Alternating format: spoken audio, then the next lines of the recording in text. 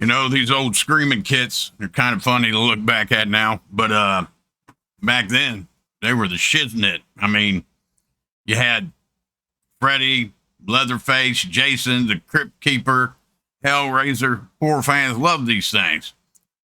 But the funny thing is I actually missed most of this era first time around.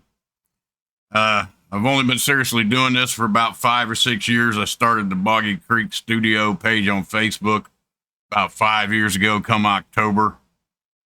So when I look at this stuff, I'm not looking at it through like a collector's lens. I'm basically playing catch up, and honestly, I think that's why I still get excited about these old kits. It's not because, oh, that's expensive investment or, oh, that's rare. It's because this is literally like, my first time experiencing it, my first go around. And today, compared to your modern resin kits and 3D printed, these old vinyl kits definitely show their age. But honestly, I understand why people look at some of them and they're like, man, that was rough, you know what I mean? But I also think, too, that people forget what these actually represented at the time.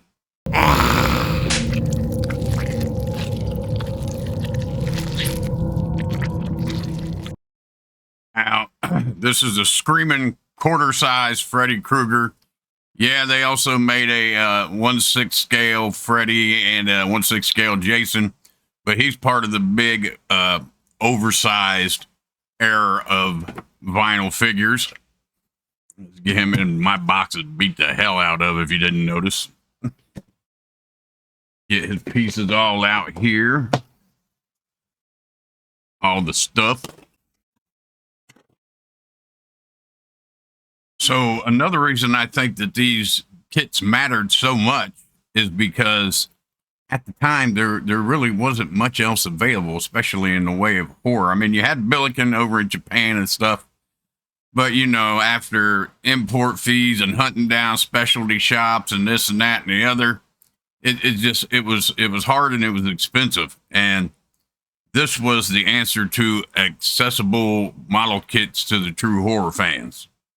Now, if we zoom in here and take a look, I mean, yeah, you could see Freddy in there, but it doesn't feel exactly like Freddy. It feels like the idea of Freddy. Still beautifully done, nevertheless, full of detail.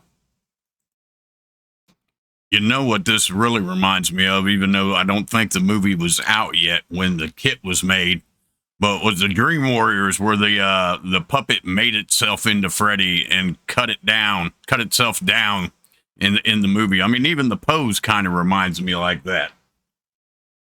So, yeah, it's Freddy. Is it necessarily exactly Robert Englund? No. Now, don't get me wrong. I am not bad-mouthing the sculptor, Michael Tersic, either. I'm pretty sure he went on to have a pretty damn impressive career, far more than I've ever done. So, but this may have been early on in his career. There could have been production limitations or low budget could have been. I honestly don't know. There could have been many factors into it. But by today's standards of insane accuracy, yeah, this does fall short. And I mean, honestly, even at the time, they could have probably pushed it a little further, but it didn't happen that way, and I don't know why. But for when it was made, this was awesome. And I think that's why these old horror kits are so interesting. I think that sometimes, and I've read people's comments. Some people don't like Screamin' because of the accuracy. I feel like it's getting a little bit of a bad rap because of the time period. I feel that all the characters they did, they kind of at least captured the essence of that character, and I think that's what it was about. Back then, I think people forget that if you wanted a big ass Freddy Krueger to put on your dresser, this is what you got. This was your option. And, you had to trim off resin or vinyl. I mean, and you had to you know, fill it with plaster so it'd stand up. You had to work with it. I got mine pre-owned, so most of my stuff has already been trimmed off. Let's take a look here at the directions, because, you know, I like to do that no matter what.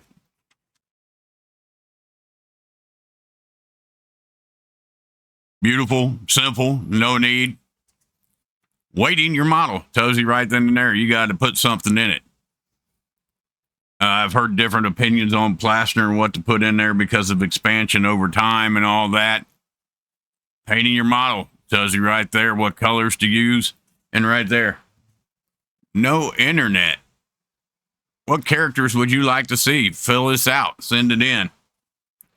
Has the blades. And that's the funny thing about mine. Hold on, stop. Right there. Telling you what you need and how to do it.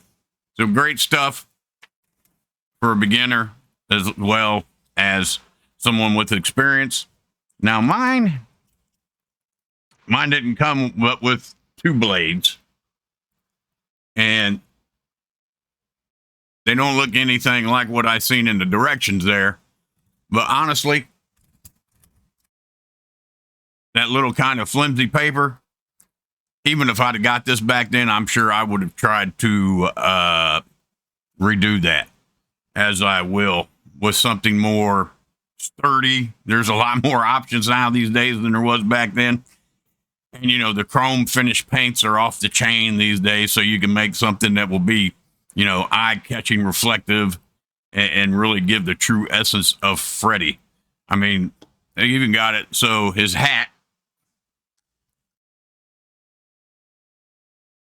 can come on and off whichever way it goes on. It goes on one of these ways. Might need a little heating and shaping. Maybe a little more trimming. But you can take it on and off. So you can show off his brain hole. And even from a painting standpoint, you still got a lot to work with here. This is still a beautiful, solid sculpt. I mean, you've got his boots and the laces, pants with a seam in them, you know, seams on the pockets, like, you know, just beautifully done, especially for the time. You've got texture all on the sweater. You get to dirty that all up, however gold Freddy was. His hat with the band on it. The gloves, his hand there. Fingernails all burnt up and cut up, and it's even got the rip in the palm like the actual glove in the movie did.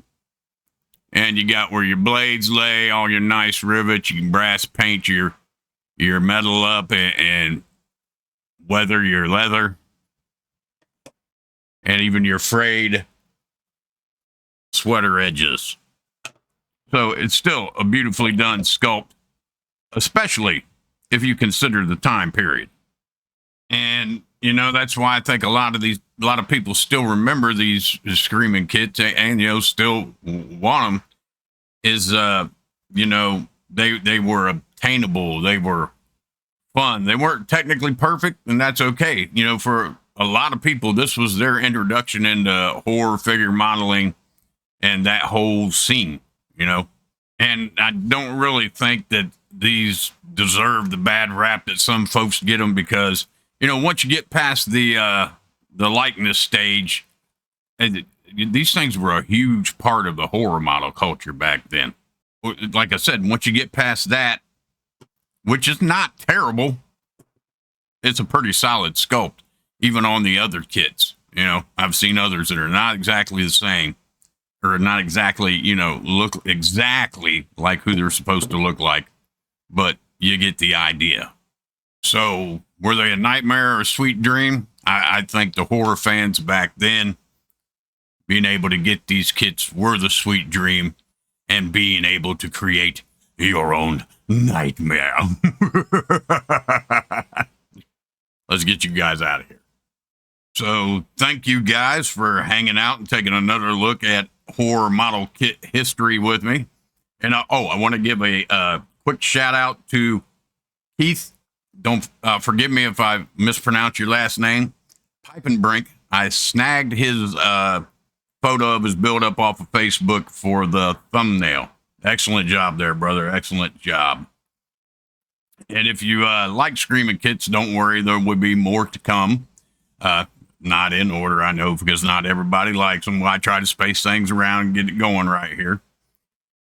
All that being said, if you'd love to support the channel, I do have a Patreon, $3 a month. What we do there is we get on Zoom once a month and hang out for an hour or so, talk about Miles build stuff, tips, tricks, whatever, movies, whatever you feel like talking about on there. And hey, if that ain't your thing and you still like to help support the channel, check out the membership tiers underneath the video. $3 and $4 tier makes you a skunk ape, and you get early access to upcoming videos.